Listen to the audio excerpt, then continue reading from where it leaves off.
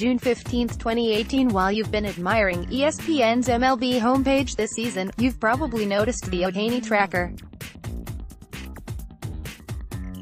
We even gave it its own place on the menu bar, right between MLBRank Top 100 and more. It's an auspicious presentation. The Ohtani Tracker has been a little quiet lately, given that Sho-Babe Ruth-tani hasn't hit since June 4 or pitched since June 6. Worse, as of this writing, we don't know if he's going to do either both or neither again during the 2018 season. It's a limbo likely to dangle over us for the next few weeks. The story of Shohei Ohtani has been unbelievably compelling. Here is a 23-year-old bidding not just to work regularly as both a starting pitcher and a designated hitter, but to do both at an elite level.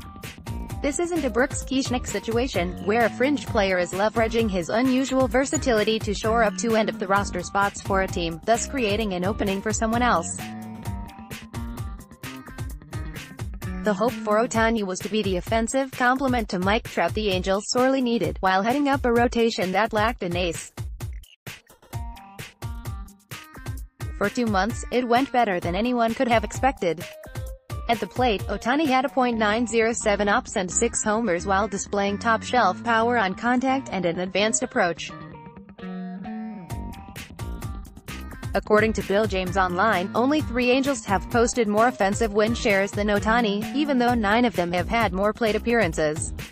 Meanwhile, he has posted a 3.10 ERA on the mound with 61 strikeouts over 49 and a third innings. Only Tyler Skaggs has more pitching win shares on Los Angeles staff. Keep track of the Japanese phenom's bid for greatness on both sides of the ball. Story: alas, Ohtani's unquestioned early success only whetted our appetites. We want more. We want it now. Can he win 10 games and hit 10 homers in the same season? Only Babe Ruth did that, and he only did it once. Now, though, Ohtani is injured and may be looking at surgery. His season might be done, leaving us with only a glimpse of what he might have otherwise accomplished in an unforgettable rookie campaign. If Ohtani is done, the season is ruined. Except, it's not. For years, as the popularity of baseball and its place in contemporary culture have been discussed, there has been a persistent line of thinking that MLB, like its NBA brethren, needs to do a better job of promoting its stars. Make the sport more personality-driven. We look at rankings of the most popular athletes and see how a retired player like Derek Jeter remains the most recognizable baseball player, and something seems askew. There is something to that thinking. It would clearly be good for the game if its stars were a little more embedded in the collective cultural consciousness. However, it's a challenge because of the nature of the sport. For one thing, there is only so much any player, even Trout, can do on a nightly basis. In the NBA, if LeBron James is playing, you know you're likely going to get 27 points, 9 rebounds and 9 assists. That's an average, but it's one that adheres closely to nightly reality. Maybe he goes off for a special night, maybe he has an off night. Either way, as long as James is playing, you know he's going to be a fulcrum on which the game teeters. That is not really true in baseball, especially when it comes to position players. Trout might have a big night. He's more likely to have one than anybody else. But he might also go 2 for 4 with a walk, all coming with the bases empty and all resulting in a left on base. It's a good night, but it might not have impacted the game that much because the impact is so dependent upon what the rest of the team does. And Trout may well have a zero fare. He has had 25 hitless games already this season. And Trout is the best player in the world, having what could end up as the best season anyone has ever had. It's the nature of baseball. After losing their way for a few years, the Braves went back to the formula that launched a dynasty, and it's paying off in a big way. Leads the way for MVP and Cy Young. Which rookie has the brightest future? Our experts reevaluate their award picks at the almost halfway point. Phillies ace lost his cool about defensive shifts, but was his point accurate? Plus, a new way to track bullpen usage and remembering a Redbirds icon. In basketball, if you buy a ticket to a game because James is in town and you want your kids to see him play, but arrive at the arena only to find out he's being rested, you feel hoodwinked. In baseball, star players are rested sometimes and star pitchers only go once every 5 days. People show up at the park for the atmosphere and the team. Obviously they want to see Trout or Ohtani or Aaron Judge or Mookie Betts or Sean Doolittle. Hey, we all have our reasons, but the experience of attending the game is not all that dependent on who is playing in it. Bad teams are harder to watch than good ones, but that has to do more with the stakes of the game, not so much who is or isn't in the lineup on a given day. In other words, relax, because whatever happens with Ohtani, the 2018 season will be fine. It will be incredible. The postseason will be one we'll never forget. There will be pennant races and great individual achievements and heartbreaking injuries. Just off the top of my head, races. The Yankees and Red Sox are poised to give us a real pennant race for the first time since, well, that's hard to say. It's all but impossible for two teams to win 100 games and one of them miss the playoffs. Before the second wild card, teams could win 100 games and not win the division, but still make the playoffs. Now, though, winning a wild card puts you in that coin flip game. You'd rather be in that game than miss the playoffs, but if you're going to the postseason, you want to skip the win or go home game if you can. It might not be the Dodgers-Giants in 1951 or the Twins-White Sox-Tigers-Red Sox in 1967 or the Braves-Giants in 1993, but we could have a 100-win team playing the coin flip game, and two 100-win teams trying like hell to avoid it. That should lead to some tense Yankees-Red Sox action down the stretch. Trout. Did I mention Trout might be on his way to the best season anyone has ever had? We've been discussing this for a month now, and his pace only hastens. Right now, Trout is on pace for 13.4 WAR, 54 homers, 106 RBIs, 131 runs and 31 steals. And if you think the RBI pace is low, consider that Trout has a 1.184 OPS with runners in scoring position but has been walked nearly a third of the time in those spots. Can you blame the pitchers? Scherzer. Putting pitcher WAR in historical context is tough because of the evolution of workloads, but Max Scherzer is second to Trout with a pace of 11.0. His other per 162 paces, 25 to 5, 2.00 ERA and 354 strikeouts. We are watching a Hall of Fame career coming into full bloom. Trades. Manny Machado will most likely be playing for a non-Baltimore team 2 months from now, and the team he joins will tack a few points onto their probability of winning this year's World Series. Josh Donaldson could be on the move. So, too, might Jacob deGrom, or at least that's been bandied about lately in the whisper mill. deGrom, about the only good thing going for the Mets, just reached the ace tier in my starting pitcher ratings, giving us a magnificent 7 in that group. That's just the tip of the iceberg. Yes, we want Ohtani back, but if we don't get him, we will be just fine. Because we still will have baseball, and with that comes the magic of limitless possibility. What the numbers say is Atlanta's Freddie Freeman, criminally underrated? Depends on who you ask. Jason gets USA Today Sports overrated and underrated stars. The other day, I wrote a story about the Atlanta Braves. It was a pretty long story, and even though I'm the one who wrote it, there were a couple of words that stuck in my craw. Criminally underrated. Those words were in reference to the Braves' Freddie Freeman, who has continued to climb the WAR leaderboard with another hot streak.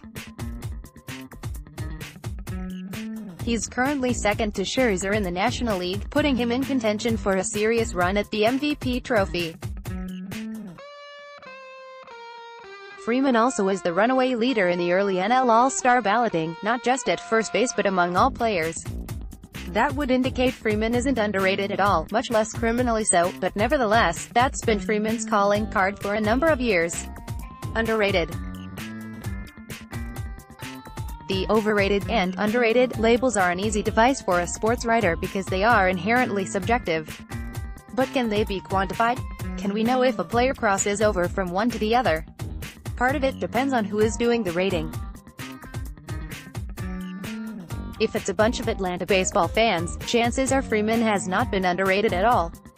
If it's the American baseball fan writ large, then we might be able to use all-star voting to determine whether a player is appropriately recognized, though there are plenty of non-performance factors at play. Alas, I can't really test this idea because best I can tell, there isn't a good database for historical all-star voting.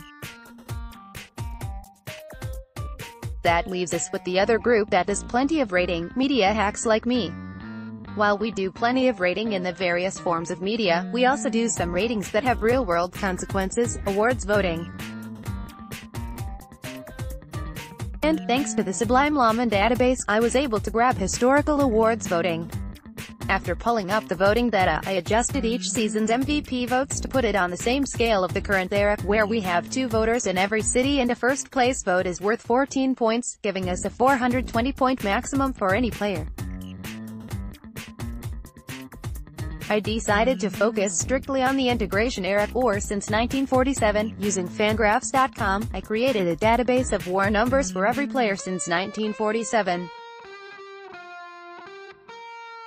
This step won't thrill everyone, but that's what I did. However, it's important to acknowledge that this method does not imply WAR as a perfect metric for determining a league's most valuable player. It's a tool, a good one, but should be looked at in conjunction with other factors. For each season and for each league, I ranked the players by WAR and assigned them the number of MVP points they should have had by using the 8th of September 14 system, modified so the top 40 players in a league have at least one should point. From there, it was just a matter of looking at the differences. If a player had more actual MVP points than he should, then he has been overrated and vice versa. Now, for the results, or at least the highlights, on both a per-season and cumulative basis, the most underrated player since 1947 has been Willie Mays. Over his career, Mays should have had 5,198 MVP points. He actually had 2,550, a shortcoming of 120 points per season. Mays won the MVP award in both 1954 and 1965, but he led the National League in WAR 9 times. In 1956, Mays ranked second in WAR but finished just 17th in the balloting. Yes, I realize WAR did not exist in 1956, but there were other subtle indications of Mays' excellence that season, like 36 homers, 40 steals, a .557 slugging percentage and more walks than strikeouts. The most overrated player on a per-season basis is active, Colorado's Nolan Arenado. Do I agree with that?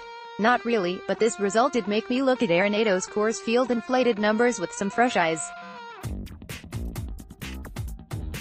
I'd still like to have him on my team, especially doing his Brooks Robinson routine at third base. The most overrated player on a cumulative basis has been Juan Gonzalez, likely because WAR is not swayed by flashy RBI totals. No problem with this result. Among active players, the most underrated has been. No, it's not Freddie Freeman, the reason for all this trouble in the first place. In fact, this method suggests Freeman has been treated just about right by MVP voters over the years: 207 expected points, 285 actual. No, on a per-season basis, it's Clayton Kershaw. If you don't like a pitcher getting this nod, then it's Chase Utley. Kershaw and Utley are also the answers for being underrated on a cumulative basis. Now, armed with that knowledge, Utley and Kershaw can sit together in their Dodger Stadium clubhouse and grumble. Since you asked, first-year Braves GM Alex Anthopoulos joined a team embroiled in scandal, but brimming with young talent. AP photo, David Goldman. Philly Brave. New World Braves general manager Alex Anthopoulos took the Atlanta job last fall either in the best of or the worst of circumstances. His predecessor, John Coppolella, along with a couple of his assistants, were banned from baseball for misdeeds in the international player market. And the Braves subsequently had to relinquish their rights to 13 prospects. Still, he joined an organization brimming with talent.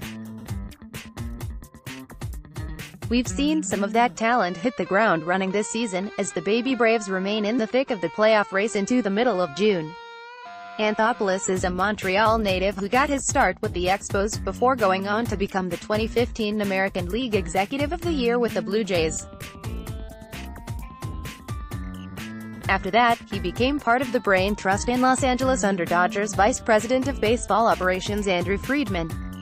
Now, Anthopoulos is tasked with returning the talented Braves to the glories of their 1990s and early 2000s predecessors.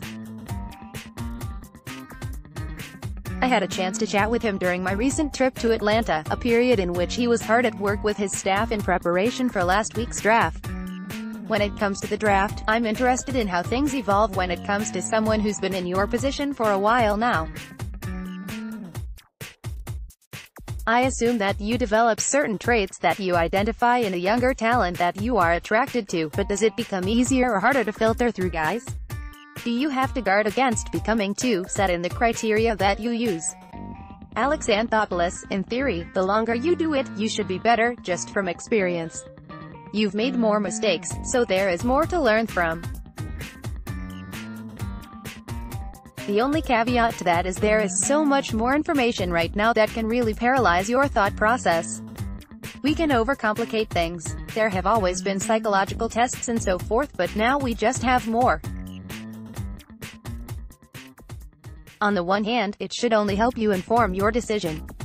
You're trying to separate guys, and having all of this data is great. But knowing how to weight it, that's really challenging.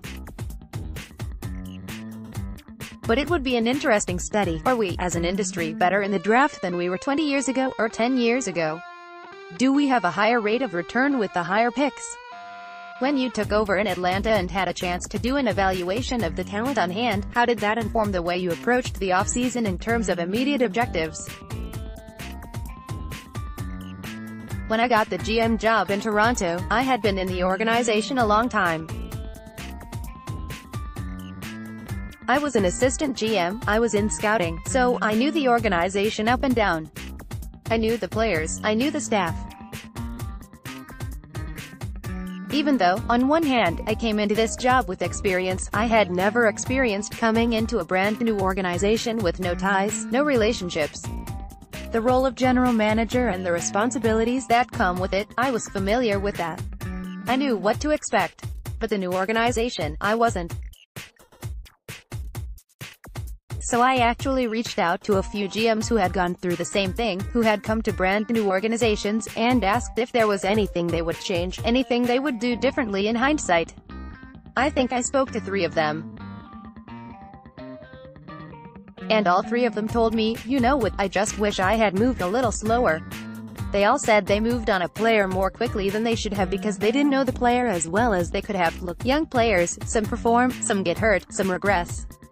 All of a sudden, we might have a lot more holes at the end of 2018 than we thought we did. Braves GM Alex Anthopoulos: you're always anxious. You want to make the team better. All I knew from the outside was that there was a lot of young talent here. All the previous regimes and scouting departments had done a fantastic job collecting and accumulating a lot of talent, even though the team wasn't winning at the big league level. It was just a matter of, let's make sure we are not too quick to dismiss someone. Let's give the young guys as much opportunity as we can. When I look at rosters, I always look at breakout and collapse potential, and even try to incorporate that into my simulation model. How important is the variability that comes with young teams when you are talking about surprise teams in one form or another? When I talked to everyone in the organization, going through reports and on the phone, there wasn't really a consensus on every player. I could talk to 10 people, and 5 would say this player is going to be a star, and another 5 would say, we're not sure, the jury is still out. There was never really a consensus. So even though I didn't know the evaluators, wasn't necessarily familiar with the information that we had internally, there was still much undecided internally. So that was a big part of it, looking around and giving guys opportunity and saying, we're going to find out who is part of this core and who isn't. At least we would have a much better indication. We were going to want as much payroll flexibility as possible going forward because, look, young players, some perform, some get hurt, some regress. All of a sudden, we might have a lot more holes at the end of 2018 than we thought we did. We may have fewer. The hope is, and we are still not there yet, it is that we fill as many positions on this team as possible internally. That will just free up dollars for us to do other things, whether it's in the free agent market or the trade market. Conversely, what if our young players don't take a step? What if they regress, or there are injury concerns? We've got an elite-level player like Freddie Freeman, a stud defender like Ender Inciarte. We have players that we still want to capitalize on. How can we continue on to take a step in 2019? That's where the payroll flexibility is going to come in. Right now, 2 months in, Ozzy Albies looks outstanding. Dansby Swanson has been very good. Johan Camargo has been coming on. Austin Riley is in AAA, so we feel good about that spot. I can go through the whole team, but it could have gone the other way. We just didn't know, but 2018 was a critical year for us to find out what we had. Coming right up isn't Mike Trout Grand EPA, Paul Buck. Here's to the next 1,000. The Angels have 6 games scheduled between now and next Friday's column. If Mike Trout plays in them all, then when the Angels take on Toronto at home next Thursday, Trout will be making his 1,000th appearance in a big league uniform. Suffice to say, it's been a grand run for Trout. Including the 40 games Trout played when he broke into the majors in 2011, he has played fewer than 7 full seasons, and he missed 48 games last season because of an injured hand. Please don't let your stars dive into a base. Officially, though, he's in his 8th season. According to Baseball-Reference.com, only Ted Williams, Albert Pujols and Mickey Mantle had more WAR than Trout over the first 8 seasons of a career. If Trout maintains his 2018 pace, he'll easily pass Pujols and Mantle. Williams' 72.6 WAR is safe, but because of the time he missed flying fighter planes in World War II, he was 30 by the time he finished his 8th season. Pujols was 28. Meanwhile, Mantle, like Trout, was just 26. What a player. Can't wait to see what happens over the next 1,000.